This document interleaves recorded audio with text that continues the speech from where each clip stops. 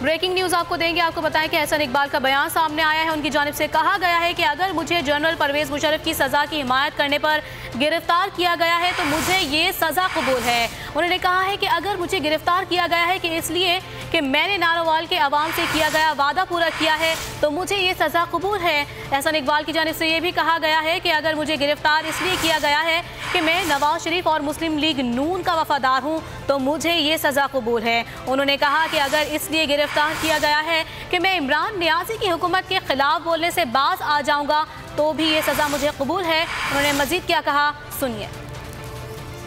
मैंने मैंडेट लिया था, मैंने पूरा किया और लोगों ने 2018 में मुझे पाकिस्तान में हाईएस्ट मार्जिन से जिताया, 1,60,000 वोट दिए। उस इज़्ज़त के ताज पर जो मेरे सिर पे नारोवाल के लोगों ने रखा, ऐसी 10 सज़ाएँ कुर्बान हैं।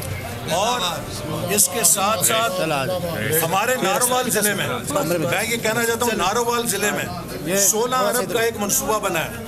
मुझे बताएं, उसका PC1 बना था, उसका CDWP हुई थी, उसकी एकनेक हुई थी, उसका कोई पेपर किया गया इसलिए कि मैंने नारोवाल के अवाम से किया हुआ वादा पूरा किया था तो मुझे ये सज़ा कबूल है।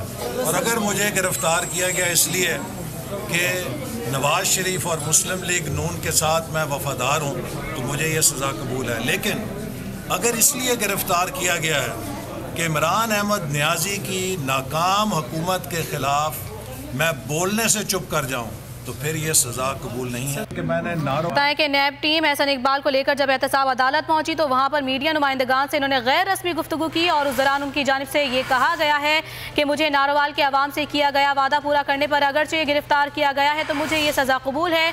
उनकी जानिब से ये भी कहा गया कि अगर इसलिए गिरफ्तार किया कि मैं इमरान नियाज़ी की हुकूमत के खिलाफ बोलने पर बाज आ जाऊँगा तो ऐसा